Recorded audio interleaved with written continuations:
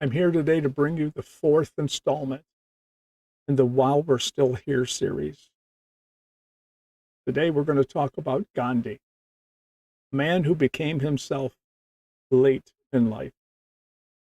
What if the person you're meant to become is still waiting on you?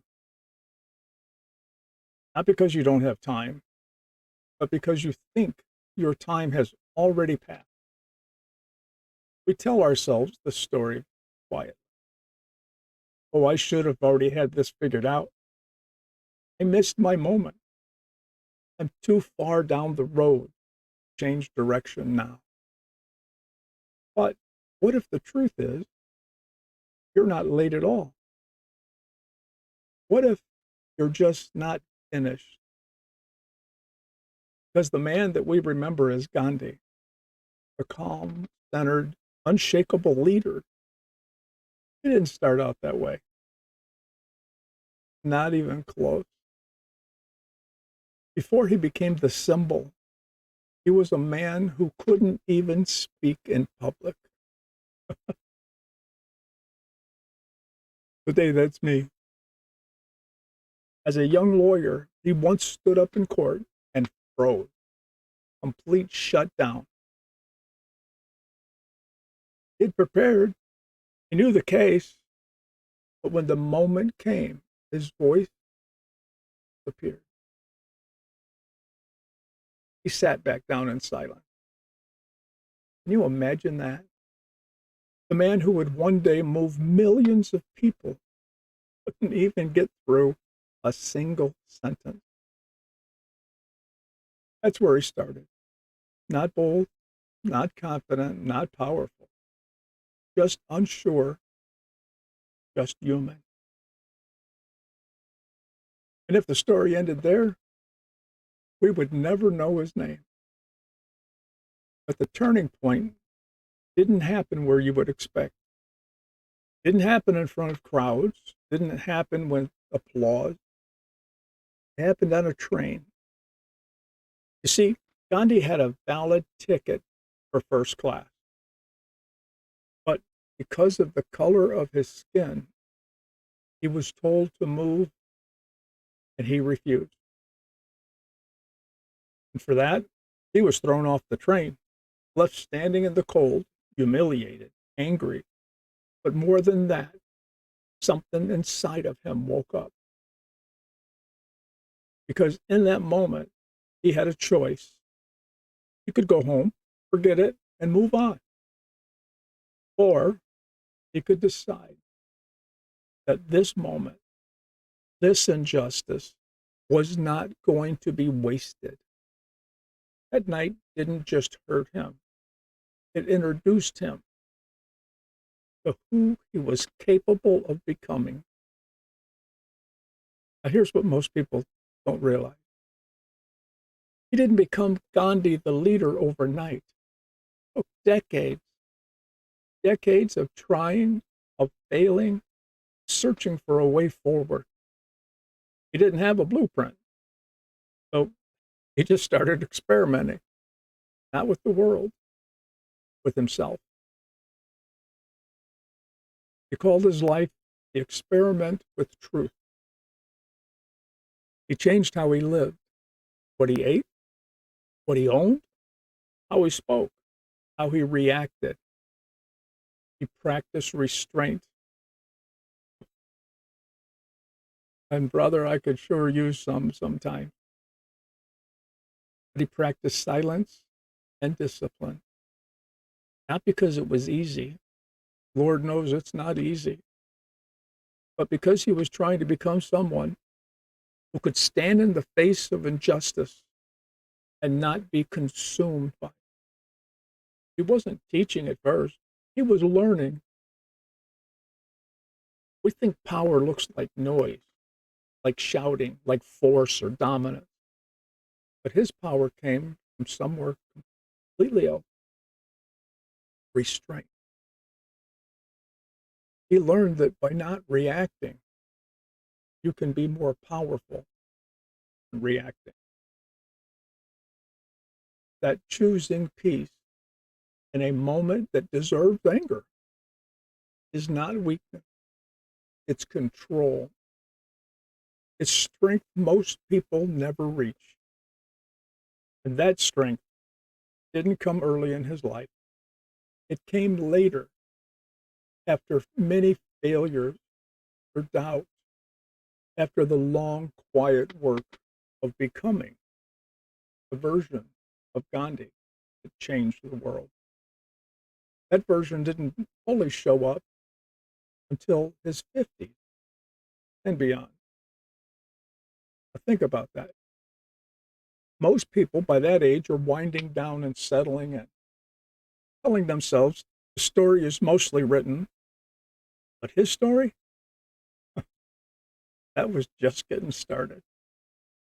Everything before that was preparation.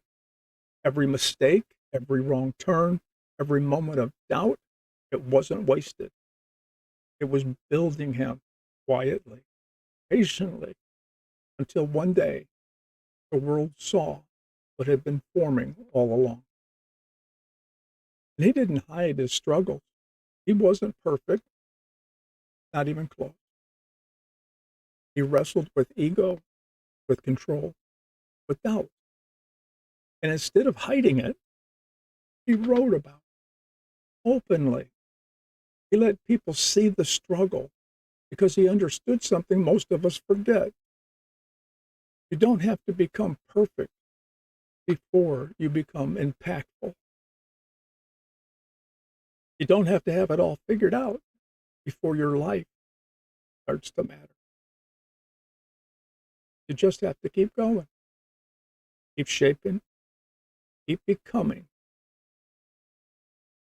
And somewhere along the way, we start believing a quiet lie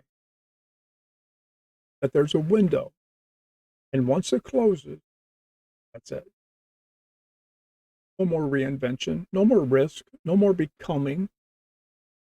But his life tells a completely different story. There is no expiration date on purpose, and there's no deadline on growth. There's no movement where you're disqualified from becoming more than you are right now. There's no moment where you're disqualified from becoming more than you are right now. The only thing that stops that process is deciding that it's over. So maybe the question isn't, why didn't I become who I wanted to be sooner? Maybe the better question is, what can I still become while I'm still here? Because the truth is, you're not behind, you're not disqualified, and you're not finished. Not yet, not even close. Gandhi didn't arrive all at once.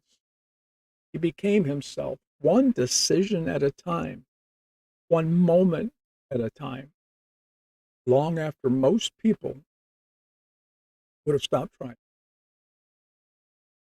So if there's something in you that's still pulling, something you've been putting off because you think it's too late, maybe it's not.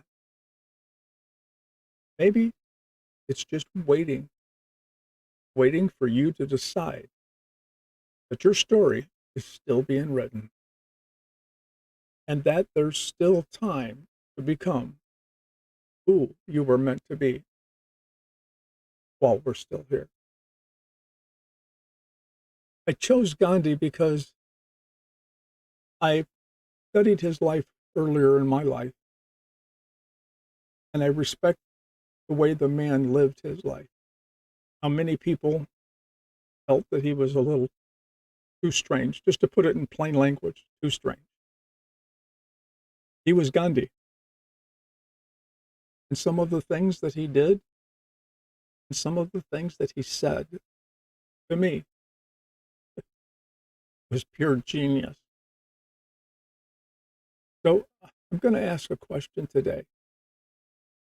If you didn't have to worry about somebody thinking you're too old, that's a crazy idea, If there was no repercussions for going and doing what you feel you want to do, to become the person you've always meant yourself to be. If there was no repercussions for it and you could freely go do it with no judgment, what would you do? Let me know in the comments down below. Is there something you've been wanting to do and you haven't done it because it didn't fit into being a dad, being a husband, being a grandpa, or, or being a great grandpa? These are the things that make you uniquely you. And I would encourage you to look into doing what makes you uniquely you. Because it's been said, you don't want to be like everyone else. The world is full of carbon copies, but you're not a carbon copy. You are an original. And it's time to stand out. I'm Grandpa Chuck. Thanks for watching. I hope you enjoyed the series while we're still here. It's meant to be more inspirational, uplifting. It's not, somebody asked me, well, what do you mean while I'm still here? Well, just what it sounds like. While you're still here, go do what makes you happy. Go do what makes you uniquely you and enjoy it. Have fun. Be happy. Because these are the years, these retirement years are the years that we work for so long and so hard. These truly are our years. And if you're still working, you're 30 or 40, I would still encourage the same advice. You be uniquely you. Because everyone's worried, what will people think? Well, people are so busy worrying what their people think. They don't think about you at all. They're too busy thinking of themselves. So you're depriving yourself of a little joy for nothing because people don't care. So whatever it is that's holding you back from being uniquely you,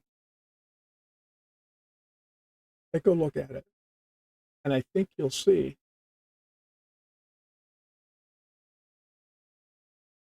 it doesn't matter. Go be you.